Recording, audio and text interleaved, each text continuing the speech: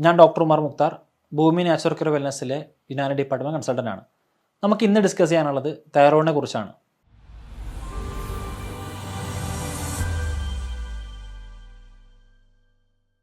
ഇപ്പോൾ നമ്മൾ നോക്കിയാൽ മനസ്സിലാവും, നമുക്കിടയിലുള്ള ഒരുപാട് പേര് ഇന്ന് തൈറോയിഡുമായിട്ട് ബന്ധപ്പെട്ട ബുദ്ധിമുട്ട് അനുഭവിക്കുന്നുണ്ട്. നമുക്കിടയിലുള്ള തൈറോയിഡ് പേഷ്യൻസിനെ പരിശോധിക്കുകയാണെങ്കിൽ അതിൽ ഏറ്റവും കൂടുതൽ കാണുന്നത് ഹൈപ്പോ തൈറോയിഡിസം എന്ന് പറയുന്ന കണ്ടീഷനാണ്. അതായത് തൈറോയിഡ് ഗ്രന്ഥിയുടെ T3 T4 ഹോർമോണുകൾ വളരെ കുറഞ്ഞ രീതിയിൽ ഉണ്ടാക്കുക, അല്ലെങ്കിൽ അതിൻ്റെ ഫംഗ്ഷൻ പ്രോപ്പറായിട്ട് നടക്കാതെ ആവശ്യമായിട്ടുള്ള അളവിൽ ഈ പറയുന്ന ഹോർമോണുകൾ ഉണ്ടാക്കാത്ത ഒരു കണ്ടീഷൻസിനെയാണ് പൊതുവെ ഹൈപ്പർ തൈറോയിഡിസം എന്ന് പറയാറുള്ളത്. ഹൈപ്പർ തൈറോയിഡിസം കമ്പാരിറ്റീവ്ലി കുറച്ച് കുറവാണ് കാണുന്നത്. ഇതിൽ T3 T4 ഈ വാല്യൂ വ്യത്യാസം വരുമ്പോൾ തന്നെ നമ്മൾ മെഡിസിൻ സ്റ്റാർട്ട് ചെയ്ത് തുടങ്ങും. യഥാർത്ഥത്തിൽ തൈറോയിഡിൻ്റെ ഈ പ്രശ്നങ്ങൾ എന്തുകൊണ്ട് സംഭവിക്കുന്നു എന്ന് മനസ്സിലാക്കി കഴിഞ്ഞാൽ നമുക്ക് ഒരു പരിധി വരെയൊക്കെ മെഡിസിൻസ് ഇല്ലാതെ നമുക്ക് മെയിൻറ്റെയിൻ ചെയ്യാൻ പറ്റും.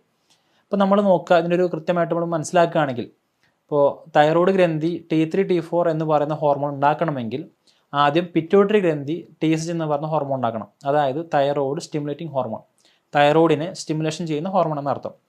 അപ്പോൾ ഈ പിറ്റ്യൂട്ടറി ഗ്രന്ഥി ഈ പറയുന്ന TSH ഹോർമോൺ ഉണ്ടാക്കിയാൽ മാത്രമേ തൈറോയ്ഡ് ഗ്രന്ഥി അതിൻ്റെ ഒരു ആഫ്റ്ററായിട്ട് T3 T4 ഉണ്ടാക്കുകയുള്ളൂ. അപ്പോൾ ആദ്യം ഹൈപ്പോതലാമസ് TSH ഉണ്ടാക്കി അത് നേരെ പോയിട്ട് ഈ പറയുന്ന പിറ്റ്യൂട്ടറി ഗ്രന്ഥിയിലുള്ള TSHനെ ആക്റ്റീവ് ആക്കും. ഈ TSH എന്ന് പറയുന്നത് നേരെ പോയി തൈറോയിഡിൽ വന്ന് T3 T4നെ ആക്റ്റീവ് ആക്കും. അപ്പോൾ ഇതിൻ്റെ എവിടെ മിസ്റ്റേക്ക് സംഭവിച്ചാലും പ്രോപ്പറായിട്ട് പറയുന്ന T3 T4 എന്ന് പറയുന്ന ഹോർമോൺ ഉണ്ടാക്കണമെന്നില്ല. അപ്പോൾ ഒരു പക്ഷേ ഈ ഹൈപ്പോതലാമസിനുള്ള പ്രശ്നം കൊണ്ടോ അതല്ലെങ്കിൽ പിറ്റ്യൂട്ടറി ഗ്രന്ഥിക്കുള്ള പ്രശ്നം കൊണ്ടോ ആയിരിക്കും T3 T4 കുറയുന്നത്. തൈറോയിഡ് ഗ്രന്ഥി T3 T4 ഹോർമോൺ ഉൽപ്പാദിപ്പിക്കണമെങ്കിൽ പിറ്റ്യൂട്ടറി അതെങ്കിൽ നേരത്തെ പറഞ്ഞ പോലെ ഹൈപ്പോതലാമസൊക്കെ കൃത്യമായിട്ട് ഈ പറയുന്ന റിലീസിങ് ഹോർമോൺ ഉണ്ടാക്കേണ്ടതുണ്ട്. അതിന് അത്യാവശ്യമായിട്ട് വേണ്ടത് സിങ്ക് എന്ന് പറയുന്ന മൂലകമാണ്. സിങ്കിൻ്റെ പ്രശ്നം കൊണ്ടുണ്ടാവുന്ന തൈറോയ്ഡ് ഇഷ്യൂസ് ആണെങ്കിൽ സിങ്ക് എന്ന് പറയുന്ന മൂലകം നമ്മൾ കഴിക്കുന്ന വഴി അല്ലെങ്കിൽ അത് അഡ്മിനിസ്ട്രേഷൻ ചെയ്യുന്ന വഴി നമുക്കത് കൃത്യമായിട്ട് മാറ്റിയെടുക്കാൻ പറ്റും. നമുക്ക് ഇന്ന് അവൈലബിൾ ആയിട്ടുള്ള ഫ്ലാക്സീഡ് എന്ന് പറയുന്ന ചണവിത്ത് നല്ല സിങ്കിൻ്റെ എമൗണ്ട് കൂടിയിട്ടുള്ള ഒരു ഡയറ്റാണ്. അപ്പോൾ അത് കൃത്യമായിട്ട് കഴിക്കുന്ന വഴി സിങ്കുമായിട്ട് ബന്ധപ്പെട്ടുണ്ടാകുന്ന തൈറോയ്ഡ് ഇഷ്യൂസ് നമുക്ക് മാറ്റാൻ കഴിയും. ഈ സിങ്കിന് തന്നെ മറ്റൊരു പ്രത്യേകത കൂടെയുണ്ട്. നമ്മൾ തൈറോയ്ഡ് ഗ്രന്ഥി ഉണ്ടാക്കുന്ന T3 T4 എന്ന് പറയുന്ന ഹോർമോൺസ്, ഇതിൽ T4 എന്ന് പറയുന്നത് ഒരു കൃത്യമായിട്ടുള്ള ആക്റ്റീവ് ഫോം അല്ല. ഇതിനെ T3 ആയിട്ട് കൺവേർട്ട് ചെയ്യേണ്ടതുണ്ട്. ഈ പണി നടക്കുന്നത് ലിവറിൽ വെച്ചിട്ടാണ്. അപ്പോൾ ഈ കൺവേർഷനെ ഹെൽപ്പ് ചെയ്യുന്ന ഒരു മൂലം കൂടിയാണ് സിങ്ക് എന്ന് പറയുന്ന ഒരു മൂലകം. സിങ്ക് പ്രോപ്പറായിട്ട് ഇല്ലെങ്കിൽ T4ൻ്റെ എമൗണ്ട് കൂടാനും അത് കൃത്യമായിട്ടുള്ള എമൗണ്ടിൽ അല്ലെങ്കിൽ അത് T3 ആയിട്ട് കൺവേർട്ട് ചെയ്യപ്പെടാൻ ചാൻസ് കുറവാണ്. അപ്പോൾ ഇത്തരം ഇഷ്യൂസൊക്കെ ഉണ്ടാകുമ്പോൾ തന്നെ തൈറോയിഡിൻ്റെ പ്രശ്നങ്ങൾ സംഭവിക്കാൻ ചാൻസ് കൂടുതലാണ്. തൈറോയ്ഡ് ഗ്രന്ഥികൾ T3 T4 കൃത്യമായിട്ട് ഉണ്ടാക്കണമെങ്കിൽ അയൺ എന്ന് പറയുന്ന മൂലകത്തിൻ്റെ എമൗണ്ട് കൃത്യമായിട്ട് അളവിൽ വേണം. അപ്പോൾ നമ്മൾ നോക്കുമ്പോൾ ഒരു പക്ഷേ ഈ തൈറോയ്ഡ് പേഷ്യൻസിന് മുടി കൊഴിച്ചിൽ അല്ലെങ്കിൽ നഖം പെട്ടെന്ന് പൊട്ടിപ്പോകുന്നൊരവസ്ഥ, അതുമല്ലെങ്കിൽ ഒരു കാരണമില്ലാതെ ക്ഷീണമൊക്കെ സംഭവിക്കുകയാണെങ്കിൽ ഒരു പക്ഷേ അയണിൻ്റെ കുറവ് കൊണ്ടെങ്കിൽ സംഭവിക്കുന്നുണ്ടാവാം. അപ്പോൾ നമ്മൾ ഫെറിറ്റിൻ ചെക്ക് ചെയ്യുകയാണെങ്കിൽ അതിൽ ലോ ആണെങ്കിൽ അയൺ സപ്ലിമെൻറ്റ്സ് കൃത്യമായിട്ട് കഴിക്കുന്ന വഴി അതുമായിട്ട് ബന്ധപ്പെട്ടുണ്ടാകുന്ന തൈറോയ്ഡ് ഇഷ്യൂസ് നമുക്ക് പരിഹരിക്കാൻ പറ്റും.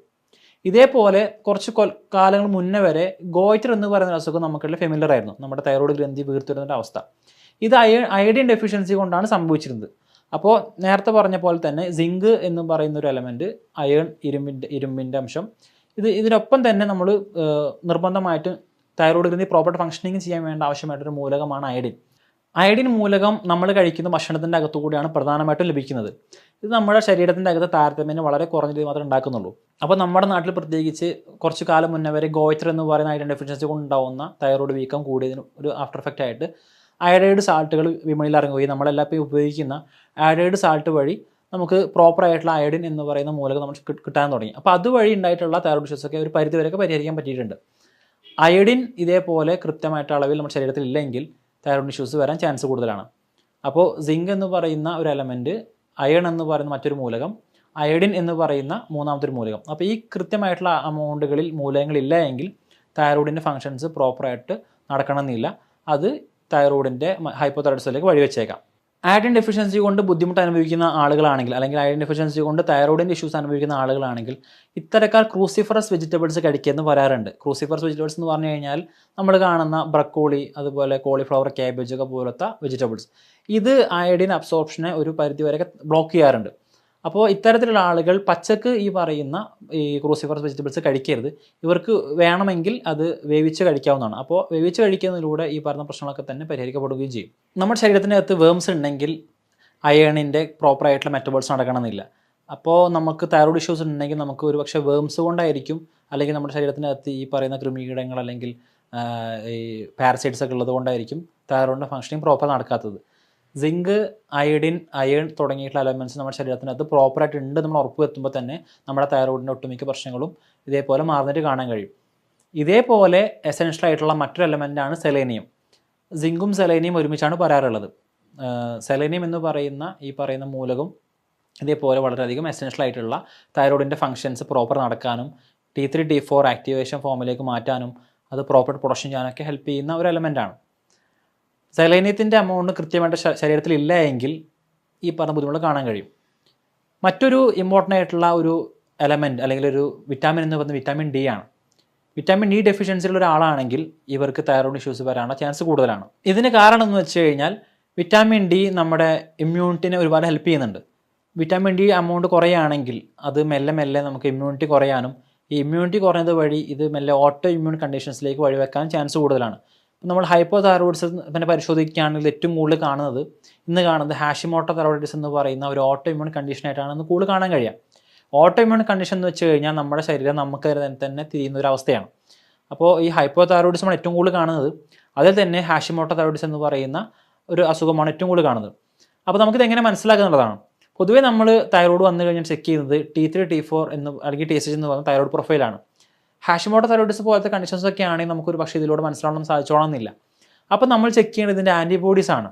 ആൻറ്റി-TPO, ആൻറ്റി-TG തുടങ്ങിയിട്ടുള്ള ആൻറ്റിബോഡീസ് നമ്മുടെ ശരീരത്തിൻ്റെ അകത്ത് പ്രസൻറ്റ് ആണോ എന്ന് ചെക്ക് ചെയ്യുന്നത് വഴി മാത്രമേ നമുക്കിത് ഓട്ടോഇമ്മ്യൂൺ കണ്ടീഷനാണോ അല്ലെങ്കിൽ ഹാഷിമോട്ടോ തൈറോയിഡിസ് ആണോ എന്നൊക്കെ മനസ്സിലാക്കാൻ കഴിയുള്ളൂ. അപ്പോൾ പൊതുവേ നമ്മൾ എല്ലാവരും T3 T4 TSH ചെക്ക് ചെയ്തിട്ട് ഇത് നോർമലാണ്, തൈറോയിഡ് പ്രശ്നമില്ലെന്ന് പറയാറുണ്ടെങ്കിൽ പോലും ചില കണ്ടീഷൻസിൽ ഈ ആൻറ്റി-TPO, ആൻറ്റി-TG ഒക്കെ പോലത്തെ ഈ ആൻറ്റിബോഡീസിൻ്റെ എമൗണ്ട് കൂടുതലായിട്ട് കണ്ടിട്ടുണ്ട്. എണ്ണം പറഞ്ഞ ചില കേസുകളിലെങ്കിലും നേരത്തെ പറഞ്ഞ പോലെ ഈ T3 ആൻറ്റി-TG, ആൻറ്റി-TPO അല്ലാതെ തന്നെ സ്കാനൊക്കെ എടുത്തു കഴിഞ്ഞാൽ തൈറോയിഡൈറ്റിസ് എന്ന് പറയുന്ന തൈറോയിഡിന് നീരുവീഴ്ച വരുന്നൊരു കണ്ടീഷനായിട്ടോ അതുമല്ലെങ്കിൽ തൈറോയിഡിൻ്റെ മേലെ നൊഡ്യൂൾസ് ചില മണികളോ അല്ലെങ്കിൽ കുരുക്കളൊക്കെ വന്ന് തൈറോയിഡിന് വല്ല ഇൻഫ്ലമേഷൻ വരുന്നതിനും കണ്ടിട്ടുണ്ട്. ഇത്തരം കേസുകളിലും തൈറോയിഡിൻ്റെ പ്രൊഡക്ഷൻ കുറയാനും ഹൈപ്പോ തൈറോയിഡിസ് എന്ന് പറയുന്ന കണ്ടീഷനിലേക്ക് വഴിവെക്കാനും ചാൻസ് ഉണ്ട്. ഇനി നമ്മൾ ശ്രദ്ധിക്കാൻ മറ്റൊരു കാര്യം, നമ്മുടെ ലിവറിൻ്റെ ഫംഗ്ഷനിങ് പ്രോപ്പർ അല്ല എങ്കിൽ നമുക്ക് തൈറോയിഡ് ഇഷ്യൂസ് കൂടാൻ ചാൻസ് വളരെയധികം കൂടുതലാണ്. ഇതെങ്ങനെയെന്ന് വെച്ച് കഴിഞ്ഞാൽ T3 T4 എന്ന് പറയുന്ന ഹോർമോൺസിനെ നമ്മൾ പറഞ്ഞു കഴിഞ്ഞു. T4 ഒരു ആക്റ്റീവ് ഫോമിലല്ല ഉണ്ടാകുന്നത്.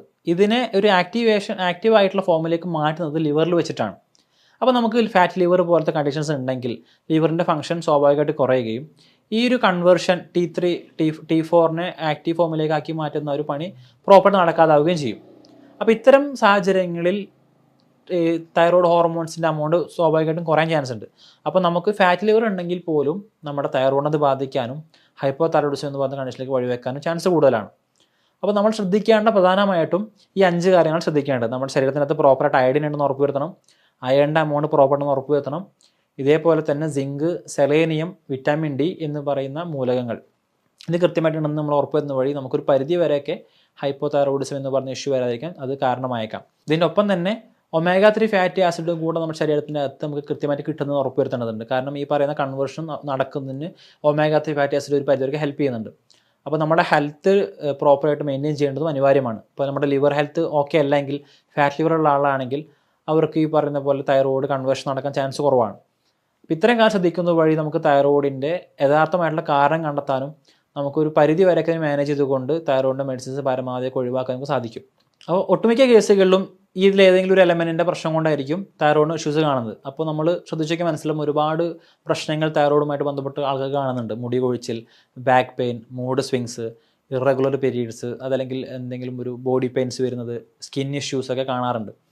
നമ്മൾ കൃത്യമായിട്ട് മനസ്സിലാക്കുകയാണെങ്കിൽ ഇതിൽ ഏത് എലമെൻ്റ് ആണ് കുറവ് എന്ന് മനസ്സിലാക്കി അത് നമ്മൾ അപ്ലൈ ചെയ്യുകയാണെങ്കിൽ ഡയറ്റിൽ ഉൾപ്പെടുന്നതൊക്കെ വഴി നമുക്ക് മെഡിസിൻസ് സഹായം ഇല്ലാതെ തന്നെ ഈ തൈറോയിഡ് ഇഷ്യൂസ് പരിഹരിക്കാനും നമുക്ക് ഹെൽത്ത് ആയിട്ടിരിക്കാനും സാധിക്കും.